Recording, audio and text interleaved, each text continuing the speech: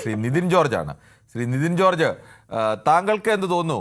ഈ ഇറാനോട് മുട്ടി ഒറ്റ ദിവസം കൊണ്ട് ഇറാനെ തകർത്ത് തരിപ്പണമാക്കാമെന്ന് കരുതി ഇറങ്ങിയതാണ്. പക്ഷേ അമേരിക്കയ്ക്ക് ഇപ്പോഴും അവിടെ ഒരു വിജയം നേടാൻ കഴിയാത്ത അവസ്ഥ തുടരുന്നു. ഒടുവിൽ ട്രംപിന് നിലതെറ്റി അദ്ദേഹം മാർപ്പാപ്പയെ പോലും, ഈ യുദ്ധത്തെയൊക്കെ അപലപിക്കുന്ന മാർപ്പാപ്പയെ പോലും അതിരൂക്ഷമായിട്ടാണ് പരിഹസിക്കുകയും ഒടുവിൽ യേശുവിൻ്റെ ചിത്രം വെച്ച് അത് താൻ ഒരു യേശുവായി, തന്നെ ഒരു യേശുവായി സ്വയം ചിത്രീകരിക്കുന്ന ഒരു ചിത്രമൊക്കെ അദ്ദേഹം പുറപ്പെടുവിക്കുകയും ചെയ്തു. തീർച്ചയായും സാർ, തീർച്ചയായും. കാരണം എന്താണെന്ന് വെച്ചാൽ ഇതിൽ എനിക്ക് തോന്നുന്നത്, ഞാൻ MA സോഷ്യൽ സയൻസ് ആണ്. അപ്പൊ നമ്മളിപ്പോ പഠിച്ചിരിക്കുന്ന ഹിസ്റ്റോറിക്കൽ കാര്യങ്ങളൊക്കെ അമേരിക്കയുടെ കഴിഞ്ഞ രാഷ്ട്രങ്ങളിലെ രാഷ്ട്രീയ തലവന്മാരൊക്കെ എടുത്ത നിലപാടുകളിൽ നിന്ന് വ്യത്യസ്തമായി അദ്ദേഹം എടുക്കുന്ന തീരുമാനം ശരിക്കും USA എന്ന് പറയുന്നത് ഒരു ലിമിറ്റഡ് കമ്പനിയാണ്. ലിമിറ്റഡ് കമ്പനീന്റെ CEO ആണ് ട്രംപ് ആക്ച്വലി. കാരണം ഇദ്ദേഹം എന്താ ചെയ്യുന്നത്? ഇദ്ദേഹം ചെയ്യുന്നത് മറ്റുള്ള രാഷ്ട്രങ്ങളിലേക്ക്, ഇപ്പം വെനിസ്വേല നമ്മൾ കണ്ടു, മറ്റുള്ള രാഷ്ട്രങ്ങൾ കണ്ടു. കാരണം ഒരു രാഷ്ട്രത്തിന്റെ പരമാധികാരത്തിലേക്ക് കടക്കുകയും അവിടെ പോയിട്ട് അവിടുത്തെ സമ്പത്ത് അടിച്ചു കൊണ്ടുവന്ന്, അല്ലെ അവിടുത്തെ ഒരു കമ്പനി എന്നുള്ള രീതിയിൽ മാത്രമാണ് USA കാണുന്നത്.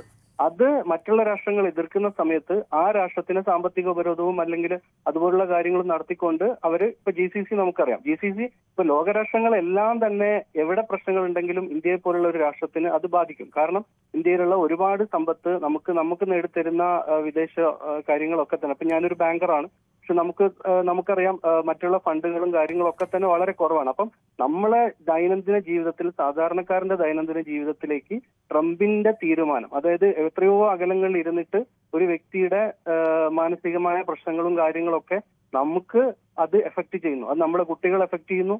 അത് ആ രാജ്യത്തിന് മാത്രമല്ല, ഇത് തുടർന്ന് അങ്ങോട്ട് വരുന്ന കാര്യങ്ങൾ ഒരുപാട് വർഷങ്ങൾ പുറകോട്ടടിക്കുന്നതാണ്. ഇപ്പൊ ഒരു രാഷ്ട്രത്തിന്റെ എന്താ പറയാ, നമ്മളൊരു രാഷ്ട്രത്തിന് ഒരു 10-30 വർഷം മുന്നോട്ട് വരുന്ന സമയത്ത് ട്രംപിനെ പോലെയുള്ള ഒരു എന്താ പറയാ, നമുക്കൊരു ഇമേജിൻ ചെയ്യാൻ പറ്റാത്ത എന്റെ ഒരു കാഴ്ചപ്പാടിൽ അദ്ദേഹം ഒരു പ്രസിഡന്റ് അല്ല. കാരണം പ്രസിഡന്റ് എന്ന് പറഞ്ഞാൽ എസ്പെഷ്യലി നമ്മളറിയാം ഡെമോക്രാറ്റിക് ആയിട്ടുള്ള ഒരു കൺട്രി USA ആണ്. അപ്പൊ USA എന്ന് പറയുന്നത് ജനങ്ങൾക്ക് വേണ്ടിയിട്ട് നിലനിൽപ്പ്, ജനങ്ങളാൽ തെരഞ്ഞെടുക്കപ്പെട്ട ഒരു പ്രസിഡന്റാണ്. അപ്പൊ അദ്ദേഹം മറ്റുള്ള രാഷ്ട്രങ്ങൾ കയറി അദ്ദേഹത്തിന് അവിടുത്തെ പരമാധികാരത്തിനെ നശിപ്പിക്കുകയും സ്വയമേവ എനിക്ക് തോന്നുന്നു USA ഇപ്പോ നമുക്കറിയാം റഫറൻഡം എന്ന് പറഞ്ഞ സിസ്റ്റം ഒക്കെ നമുക്ക് മറ്റുള്ള രാഷ്ട്രങ്ങളിൽ നമ്മൾ കാണുന്നുണ്ട്. ഇപ്പൊ റഫറൻഡം USA വരുവാണെങ്കിൽ തീർച്ചയായിട്ടും ട്രംപിനെ ബാക്ക് ചെയ്തിട്ട് പുതിയൊരു പ്രസിഡന്റിനെ അവിടെ അവരോധിക്കാൻ പറ്റും. അപ്പൊ എന്റെ അഭിപ്രായത്തില് ഇന്നത്തെ കാലത്ത് ഇപ്പൊ ഇറാൻ ആയാലും മറ്റുള്ള രാഷ്ട്രങ്ങൾക്ക് ഇപ്പൊ ഇറാന്റെ അടുത്തുണ്ടാവും. പക്ഷെ ഇവിടെ നമ്മൾ നോക്കേണ്ടത് ഇസ്രായേലിനെ ട്രംപ് ഉപയോഗിച്ചു എന്നുള്ളതാണ് എനിക്ക് തോന്നുന്നത്. കാരണം ഇസ്രായേൽ പോയി അവരുടെ ഇറാന്റെ മറ്റുള്ള പ്രശ്നങ്ങളും കാര്യങ്ങളും ഒക്കെ ഉണ്ട്. പക്ഷെ ഇതിൽ ഏറ്റവും വലിയ ഒരു ദുഃഖം എന്താന്ന് വെച്ചാല്, നമുക്ക് ഭൂമിയിൽ കിട്ടാവുന്ന റിസോഴ്സ് എന്ന് പറയുന്നത് ഒരിക്കലും മനുഷ്യനിർമ്മിതമല്ല. കാരണം അത് ഭൂമി തന്നെ തരുന്ന ഒരു സംഭവം, നാച്ചുറൽ തരുന്നതാണ്. അതാണ് നശിപ്പിച്ചുകൊണ്ടിരിക്കുന്നത്. അത് ഭാവി തലമുറയ്ക്ക് കിട്ടാത്ത രീതിയിലാണ് ഇയാള് നശിപ്പിച്ചുകൊണ്ടിരിക്കുന്നത്. അത് മാത്രമേ ഉള്ളൂ. അത് നമുക്ക് രാഷ്ട്രത്തിന്, എല്ലാ രാഷ്ട്രങ്ങൾക്കും ലോകത്തിൽ തന്നെ ഭീഷണിയായിട്ടാണ് ഇപ്പം ട്രംപ് നിൽക്കുന്നത്. തീർച്ചയായും അദ്ദേഹത്തിനെ താഴെ ഇറക്കുന്നത് ഓരോ ലോകരാജ്യങ്ങൾക്ക് അത്രയും നിർബന്ധമാണ്. അത് മീഡിയയും മറ്റുള്ള കാര്യങ്ങളൊക്കെ തന്നെ നമ്മൾ നോക്കുമ്പോൾ ഇതുപോലുള്ള ഒരു ചർച്ച എന്ന് പറയുന്നത് സാധാരണക്കാരനായ ഒരാളാണ്. എനിക്കിപ്പം അഭിപ്രായം പറയാൻ മാത്രമേ പറ്റുള്ളൂ. അത്രയേ ഉള്ളൂ. ശരി, സാധാരണക്കാരായ മനുഷ്യർക്ക് ഇത്തരം അഭിപ്രായങ്ങൾ പറയാൻ വേണ്ടിയാണ് നമ്മൾ ഇങ്ങനെ ഒരു പൊതുവേദി സംഘടിപ്പിക്കുന്നത്. സാധാരണക്കാരായ മനുഷ്യരാണെൻ്റെ അഭിപ്രായങ്ങളാണ് യഥാർത്ഥത്തിൽ ലോകത്തെ നിയന്ത്രിക്കേണ്ടത്, കേൾക്കേണ്ടത് ആ അഭിപ്രായങ്ങളാണ്. എപ്പോഴും അധികാരമുള്ളവരുടെ അഭിപ്രായങ്ങൾ മാത്രമല്ല കേൾക്കേണ്ടത്. ജനാധിപത്യത്തിൽ എങ്ങനെയാണോ ജനത്തിന് ശക്തി വരുന്നത്, ജനത്തിൻ്റെ അഭിപ്രായത്തിന് ശക്തി വരുന്നത്, അതേപോലെ അഭിപ്രായങ്ങൾ എപ്പോഴും പറയാൻ ആളുകൾക്ക് അവസരമുണ്ടാവണം എന്നതുകൊണ്ട് തന്നെയാണ് നമ്മളിങ്ങനെ ഒരു പരിപാടി സംഘടിപ്പിക്കുന്നത്. ശ്രീ പ്രേമനാണ്, പിണറായിയിൽ നിന്നാണ് വിളിക്കുന്നത്. ശ്രീ പ്രേമൻ, താങ്കൾക്ക് എന്ത് തോന്നുന്നു? അമേരിക്കയെ പോലെ ഒരു രാജ്യം, ലോകത്തെ ഏറ്റവും കരുത്തുറ്റ രാജ്യമൊക്കെയാണ്, പക്ഷെ ആ രാജ്യത്തിൻ്റെ പ്രസിഡന്റിൻ്റെ പ്രവർത്തികൾ പലതും കാണുമ്പോൾ എന്തോ പന്തികേട് തോന്നുന്നുണ്ടോ?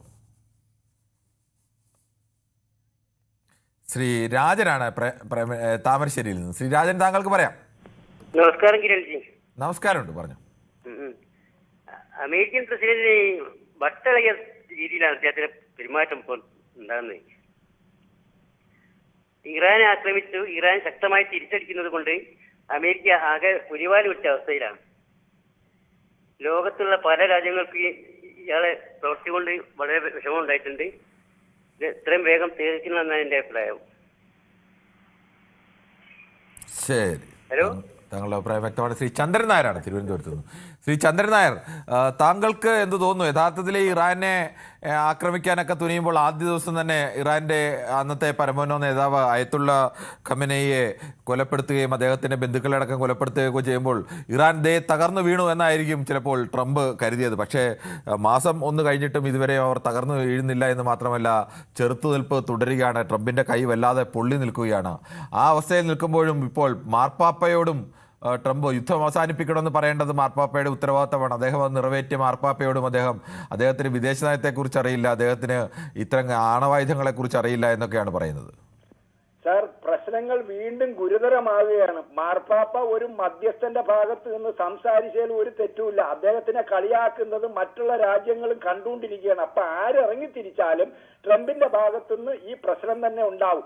ഏതായാലും ഇതിന് എത്രയും വേഗം ഒരു പരിഹാരം ഉണ്ടായില്ലെങ്കിൽ സാർ, നമ്മളെ ഇന്ത്യ ഉൾപ്പെടെയുള്ള നിരവധി രാജ്യങ്ങൾക്ക് ഒരുപാട് ബുദ്ധിമുട്ടുകൾ ഉണ്ടാവും. പക്ഷെ പൂച്ചയ്ക്ക് ആര് മണി കെട്ടു എന്ന് പറഞ്ഞതുപോലെ ഇയാളെ ആര് നിയന്ത്രിക്കും? ഇയാളെ ആരാണ് പിടിച്ച് കെട്ടിയിടേണ്ടത്? ഈ ഒരു അവസ്ഥയിലാണ് സാർ പോണേ.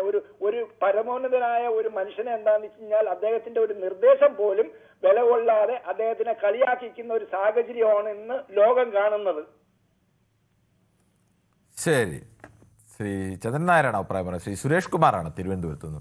ശ്രീ സുരേഷ് കുമാർ, താങ്കൾക്ക് എന്ത് തോന്നുന്നു? ഈ അമേരിക്കൻ പ്രസിഡന്റ് പലപ്പോഴും ഇങ്ങനെ നിലവിട്ട് പെരുമാറാറുണ്ട്. ഇപ്പോൾ ഏറ്റവും ഒടുവിൽ യേശുവിന്റെ ചിത്രം കാണിച്ചിട്ട് യേശുവിന്റെ തന്റെ മുഖമൊക്കെ അതിൽ ചേർത്ത് ഒരു AI ചിത്രമൊക്കെ കാണിച്ചിരിക്കുകയാണ്. യേശുവിനെ പോലെയാണ് താൻ എന്നാണ് പറയുന്നത്. സാറേ, ഞാനൊരു കാര്യം പറഞ്ഞോട്ടെ, തെറ്റാണെങ്കിൽ ക്ഷമിക്കണം. സാറേ, നമുക്ക് ഈ UN രക്ഷാസമിതി ഉണ്ടല്ലോ, അതെ, അവിടെ നമുക്കൊരു വലിയ ഒരു മാനസിക രോഗ സംവിധാനമൊന്നുമില്ലേ സാറേ? UN രക്ഷാസമിതിയിൽ ഇയാളെയൊക്കെ ഇങ്ങനെയൊക്കെയുള്ള ആൾക്കാരെ പിടിച്ച് നമ്മൾ എവിടെ കൊണ്ടുവന്ന് പൂട്ടിയിടാൻ പറ്റും? അപ്പൊ ഈ UN രക്ഷാസമിതിയിലുള്ള ആൾക്കാരെ തന്നെ സംവിധാനം ചെയ്ത് ഇദ്ദേഹത്തിന് എത്രയും പെട്ടെന്ന് ഈ മാനസികാരോഗ്യ കേന്ദ്രത്തിൽ പിടിച്ച് ചങ്ങലക്കിട്ടില്ലെങ്കിൽ സാധാരണപ്പെട്ട മനുഷ്യന്റെ കാര്യം വലിയ അബദ്ധത്തിലാണ്. കാരണം നമുക്കെല്ലാം പ്രശ്നത്തിലാണ്, മനുഷ്യകുലം കാണൂല. പിന്നെ എന്റെ ഒരു അഭിപ്രായം പറയുകയാണെങ്കിൽ നമ്മുടെ പഴയ ഉദ്ധം താക്കറെ പോലെ ഞാൻ അവിടെ എത്തുകയാണെങ്കിൽ ഇയാളെ തലയിൽ വെടിവെച്ച് കൊല്ലും. സത്യം പറയാതിരിക്കാൻ പറ്റില്ല സാർ. എന്റെ പേരിൽ ഇനി കേസ് എടുത്താലും കൊള്ളാം, ട്രംപ് വന്ന് എന്നെ കൊന്നാലും കൊള്ളാം. ഈ മനുഷ്യ സമൂഹത്തിന് വേണ്ടി എനിക്ക് ചെയ്യാനുള്ള ഇത്രയേ ഉള്ളൂ. ശരി, ഓക്കെ, കൊള്ളാം. ശ്രീ സുരേഷ് കുമാറാണ് പ്രതികരിച്ചത്. ശ്രീ KG കുമാറാണ് കൊട്ടാരക്കരയിൽ നിന്ന്. ശ്രീ KG കുമാർ, താങ്കൾക്ക് എന്ത് തോന്നുന്നു? ഒരു രാഷ്ട്രത്തലവനൊക്കെ പ്രതികരിക്കുമ്പോൾ, അതും അമേരിക്ക പോലെ രാജ്യത്തിന്റെ തലവനൊക്കെ പ്രതികരിക്കുമ്പോൾ ലോകം അതിന് കൊടുക്കുന്ന സവിശേഷമായ ശ്രദ്ധയും പ്രാധാന്യവും ഒക്കെ ഉണ്ട്. പക്ഷെ അത് ആ നിലയെല്ലാം വിട്ടിപ്പോൾ മാർപ്പാപ്പയ്ക്ക് നേരെ കയർക്കുന്നു, യേശുവിൻ്റെ ചിത്രം, സ്വന്തം തല വെട്ടിവെച്ച് യേശുവിൻ്റെ ചിത്രം ഉണ്ടാക്കുന്നു. ഇതൊക്കെ എന്താണ് കാണേണ്ടത്? കൂടുതൽ വാർത്തകൾക്ക് News 18 Keralam YouTube channel subscribe ചെയ്യുക.